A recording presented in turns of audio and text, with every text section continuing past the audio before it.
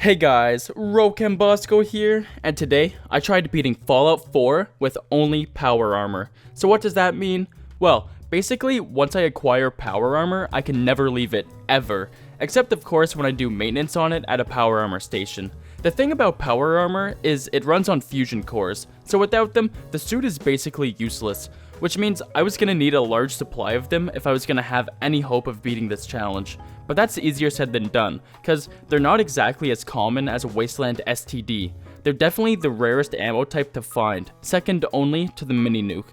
And when it comes to combat, I can only use the suit to fight, so no using guns, melee weapons, or explosives, only my fists. There are some other skills where you can use the suit itself to inflict damage, like Pain Train and Nuclear Physicist, but I'll talk about those two skills later. As per my usual morning routine, I said good morning to my wife, reconfigured my face, Codsworth made me coffee, and that's when I noticed the empty baby bottles. My wife may have been built like a cow, but her udders were useless. That flat chest of hers couldn't produce any milk for our newborn son, so now I had to make my way to the store to get some baby formula. But that's when the Vault-Tec rep came knocking. He forced me to talk about the extended warranty on my life insurance, and now it was time to choose my stats. I put 9 into intelligence so I could get the nuclear physicist perk, and 10 in strength to max out my melee damage. Everything else didn't matter as much, so I put the rest of my skills into luck to hopefully increase the odds of me finding fusion cores. I wrapped up my interaction with the dude, and now nuclear war was going down. I couldn't obtain a suit of power armor until after the world ended, so I had to play through the whole vault section power armorless. So we got frozen in cryogenic stasis, I found out my wife is allergic to lead, and then my son got kidnapped by a bald man, setting the main objective of Fallout 4, to find my son. When I got free of my man-sized freezer prison, I ran past every enemy in the vault. In order for me to obtain the Pip-Boy and open the vault door, I had to lock the rad roaches in this room, wait until they forgot I existed, and now I could proceed. As per my new morning routine, I said goodbye to my dead wife, I reconfigured my face, no one made me coffee, and now I left the vault. I was free to go anywhere I wanted, but first things first, I had to obtain some power armor, so I made my way to Sanctuary, got some new duds, and talked to Codsworth. He pointed me in the direction of east and said that there was a suit of power armor just past the robotics disposal ground and it was up for grabs. I was lucky to have such a good robot. Codsworth was so helpful, he was worth his weight in COD. So I made my way there and I found it. Codsworth was right. For real, no cap. But just like my wife, this power armor was dead. 0 charge left. The only thing it could do was walk around at a snail's pace. However, the disposal site actually has some guaranteed fusion cores to find. All you have to do is kill the sentry bot and you get some. And if you go over to this crate, you get another one. It wasn't much, but it was something. Also, I got the flames paint job, which is essential for looking super cool. Now that I had the means to distribute blunt force to any hostiles I would encounter in the wasteland, I returned to Sanctuary, cleared the neighborhood of bloatflies with Codsworth, and then he pointed me towards Concord. In his synthetic eyes, that was the place to begin the search for my son. On the way there, I found another fusion core in the Mole Rat Cave, which resides on the outskirts of Concord. Upon discovering the town, I leveled up for the first time. My first upgrade would go to Nuclear Physicist, which increases the lifespan of fusion cores, an obvious first choice upgrade. The locals didn't exactly give me a warm welcome to the neighborhood, so I decapitated and exploded the heads of anyone who was less than friendly and more than hostile towards me. I freed the Museum of Freedom of people who wanted to take my freedom, and then I talked to Preston Garvey, but no one wanted to hear about my missing son until the town was devoid of life. On the roof, I found another suit of power armor, so I finally had a full set, another fusion core, and some spare parts. I went down to finish off any remaining enemies in the town, but unfortunately, there was a deathclaw nearby. It must have been starving, cause there was only Tin Man on the menu, but he was staring at me like his stomach had a boner. And brother, it was throbbing. With the way he threw me around, it's no surprise that in no time I earned a one-way ticket to the afterlife. So my new strategy was to hide in this building and attack the deathclaw from the safety of being indoors. It was still a tough fight despite my protection from the lizard with broadswords for fingers. Occasionally, he would land a blow on me, and to make things worse, he kept leaving the area and hiding, so I'd have to go fetch him and bring him back. But in no time, Preston Garvey dealt the final blow, effectively stealing my glory after I did all the work. I talked to the peeps, and they told me to go to Diamond City for answers. Before I went to Diamond City, I spent some time looting and deconstructing everything in Sanctuary, because in order for me to make the best use out of my power armor, I would need to maintain my armor, whether it was making repairs or upgrading the essentials. Fortunately, when it comes to the T45 and T51 sets of power armor, it only costs steel to repair, which is a material that's really easy to find in abundance. The exception is repairing the torso, which also used circuitry and another part, but this also wasn't very hard to find. I never really struggled with having the proper materials to upgrade and repair my armor. The only thing that got in the way was my lack of skills. I also installed some water pumps to start obtaining some purified water. I was going to be taking a lot of damage as a melee user, so the water acted as a healing potion for me. It's a lot cheaper than buying stim packs. Plus, my supply replenishes every 24 in-game hours, so I had heals in abundance. Now, it was time for me to make my way to Diamond City. By the time I reached Diamond City, I was at level 6, and the skills I chose so far was Iron Fist, which increases unarmed damage, Scrounger to find more ammo in general, and Cap Collector, which makes buying and selling prices better. The reason I went with Scrounger and Cap Collector was because I was going to focus on selling ammo and whatever weapons I collected in my travels in exchange for fusion cores, since you can buy them at certain vendors. Selling ammo gets you a lot of money fast, and I definitely need money considering how expensive fusion cores are. Going forward, this was my main method for obtaining fusion cores, since finding them is rare. They only started to become a little more common in the endgame. On a side note, I never decided to get Pain Train, which is the perk that damages enemies by running into them with power armor. The reason is because it does such little damage, and I never sprinted in power armor because it drains fusion cores extremely fast. The only times I would sprint is if I set off a mine, or if a deathclaw was chasing me. And a second side note I forgot to mention is fast traveling doesn't drain fusion cores. Anyway, when I made it to Diamond City, I was told to talk to Nick Valentine, a detective, personal investigator, whatever you want to call him. But oh shit. His assistant told me he's been kidnapped by Skinny Malone and his Triggermen, so now I had to go save him. Luckily, I had been doing my homework and knew that the Triggermen have a weakness to getting their heads exploded, so I made short work of these mafiosos. But corpses weren't the only thing I left in my wake. My armor was taking a beating, and I was now pantsless, and the damage just kept building up. Eventually, I met Valentine. I wasn't exactly looking as heroic as Shrek did when he saved Fiona, but I was still a force to be reckoned with. Skinny and his hoe wanted to settle this dispute verbally, but my fist had more to say than my tongue. My health was falling fast due to only having a helmet left, but a few sips of water and punches later, I defeated Skinny, fisted his woman, and we escaped. I met Nick at his office, and here comes the first fail of the challenge. In order for me to talk to Nick about helping me find my missing son, I had to sit down on a chair. I wasn't feeling the love for my Valentine. I literally just saved him, and he decided to reward me by making me fail.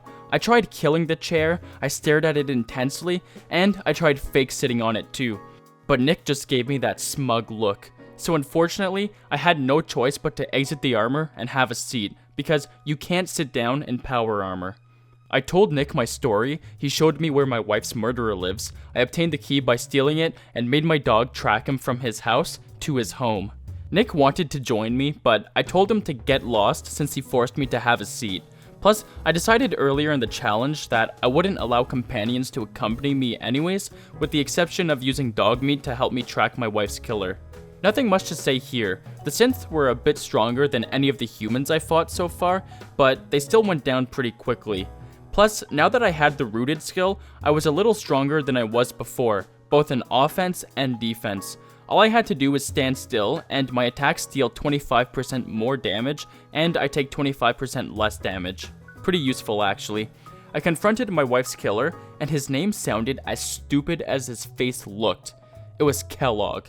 I don't know who I pitied more, my wife who got killed by a dude named Kellogg, or the guy who was named after a cereal brand. Anyway, he said that the Institute has my son, but he couldn't tell me how to find the Institute, so I had nothing left to say to Kellogg. His flakes were about to be frosted, which in my terms means he's gonna get his head exploded. This dirty little slut put up some resistance, but in no time, I did indeed frost his flakes. I snagged his hippocampus, I talked to Valentine, and he suggested going to the memory den to look at Kellogg's memories. I just hoped to God I wouldn't see memories of him masturbating, and this is where I encounter fail number 2. Of course, to look at Kellogg's memories, I had to go into the memory device, which forces me to sit down. God damn it. Anytime I go anywhere with Valentine, I'm forced to sit down. So I took a stroll through someone else's memory lane, and in no time, we found out how to get into the Institute. All we had to do was teleport, so I finished looking at Kellogg's shitty life and made my way to the glowing sea to find Virgil, an Institute scientist who turned on and escaped from the Institute.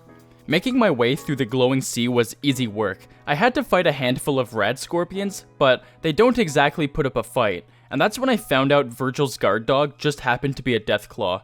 Making my way through the glowing sea wasn't easy anymore. I talked to Virgil, who turned out to be Shrek, and he said I had to fight basically the Terminator to obtain a teleportation chip from its body. So I tracked it down to the genetics building and made my way inside. The synth was currently going on a rampage up in her. I felt a little left out because I'm usually the dealer of death in these parts. However, he did a sloppy job and left a lot of living people in his wake. Whereas me and my power armor, we only leave corpses. Surely the Terminator couldn't be that dangerous if I had to finish the job he started. As it turns out, I was right about that. His use of the Stealth Boy and Stimpaks only prolonged the inevitable, so in no time, I put Windows to sleep, acquired the Courser chip, and finished off the last gunner because he kept begging me to reunite him with his boyfriend in hell. I returned to Shrek and he gave me schematics for a teleportation device, but I needed the help of another faction if I was going to get it working. So I went to the faction of technologically advanced raiders, aka the Brotherhood of Stealing. Not my ideal faction to help, but how can you do a power armor only challenge and not join the faction who sleeps with power armor tucked under their pillows? So I talked to Paladin Dance about joining, but he wanted me to help him clear the synths out of ArcJet systems, a task we completed in a matter of 12 minutes. But the main attraction here was finally getting a set of T60 power armor. Ooh baby. It was bigger, badder, and totally radder than the T45 set I've been using the whole time. The only downside is repairing it. It's a little more costly than the T45, but it's also a lot stronger, so I needed less repairs, so it's kind of a trade-off. Unfortunately, the Brotherhood wouldn't help me build a teleporter until I helped them out with some of their quests first. The Brotherhood of Steel quests are pretty straightforward. You go to a place, fight some enemies, and retrieve some piece of technology. But they're all so boring that I speedran all of them. There's only 2 I really struggled with. The first one being the very first mission I was sent on, and that was to clear Fort Strong of super mutants. There were 2 issues here, the Vertibird and the super mutant behemoth. You're expected to hop in the Vertibird because it takes you to the fort, but you can't exit the vehicle until all the muties are dead, so I reloaded the game and made my way to the fort on foot. With a behemoth just around the corner, it'd be stupid to get his attention before I dealt with all the little super mutants first. Of course, the best way to handle them was hiding behind a wall, cause then I could lure them all to a crowded space where I could bundle them up and take them all out together very quickly. But the behemoth wasn't the only unique mutant around here. Somehow I pacified a very hostile legendary super mutant by making him go for a swim. I couldn't tell if the holy glow meant he was baptized and decided to turn over a new leaf, or if the radiation had finally melted his brain. Either way, he was still a chore to cross off my list, so I killed him. Shortly after, it was just me and the behemoth left. If I knew how hard this behemoth was gonna be, I would have brought some lube. Every attack he hits me with staggers me. The rocks he throws are basically heat-seeking rockets, and even with me having my health hotkeyed, it just couldn't keep up with the damage I was taking. So at first, I tried clearing out the smaller super mutants both inside and outside the fort to see if that would make the mission end. But nope, I had no choice but to take down the big boy.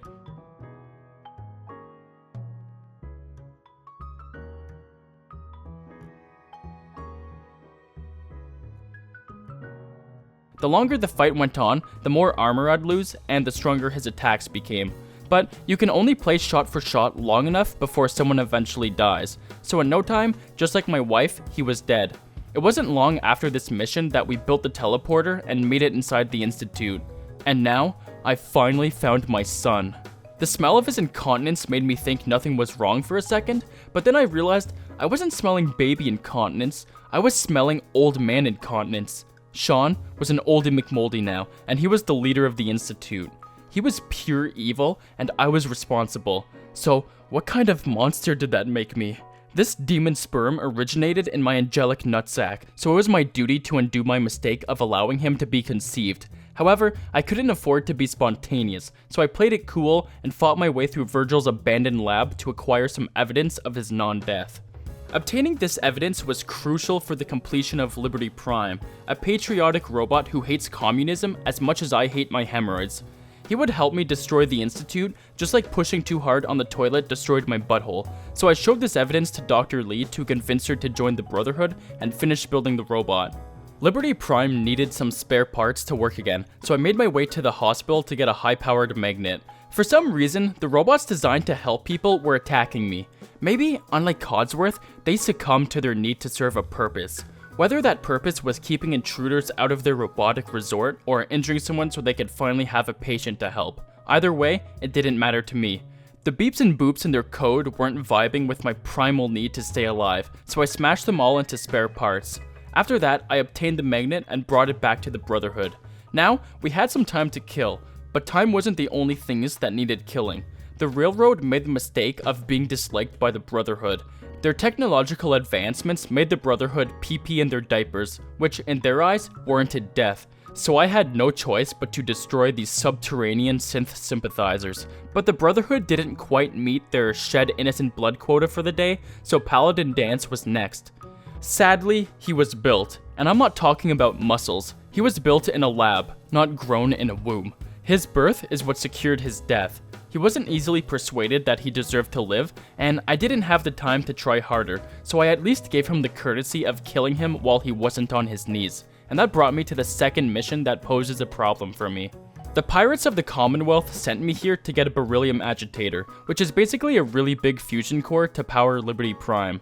The ugly lady wanted to come with me, but I told her that this is a job for big boys, and she was more useful in a kitchen somewhere, so I flew to the mass fusion building alone, sat in the vertibird, and did nothing until I was all cleared to be dropped off on the roof. The synths actually put up a good fight this time. It was so good in fact, that they didn't just target me, they targeted my Xbox and made my game crash. Luckily, this didn't work a second time. The issue with this mission was leaving the facility after I secured the beryllium agitator. I thought I had no choice but to destroy the turrets to leave, but I could actually just leave the reactor chamber no problem. And then when I was in the next room, I had to fight a sentry bot and a protectron. All that was left after I destroyed the two robots was a ceiling turret. The doors are closed and they wouldn't open, not until the turret died. The only issue with that is I was too short to reach it, so I pulled out a gun and shot it, and the moment it exploded, the exit door opened.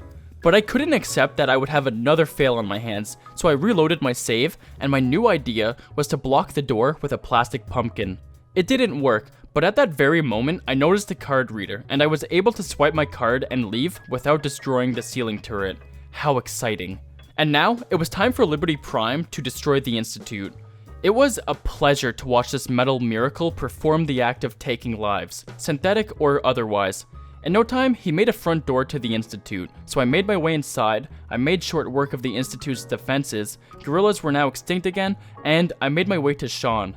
Feeding your child solid food for the first time is a milestone in any parent's life, so I fed Sean a mouthful of fist, I planted the bomb, blew up the Institute, and beat the game. And of course, I had to wrap up this challenge by defeating the Brotherhood of Steel. So can you beat Fallout 4 with only power armor? Combat-wise, yes. Otherwise, no. You're forced to sit down twice. Well, subscribe, leave a like and a comment, and I'll see you all in the next one.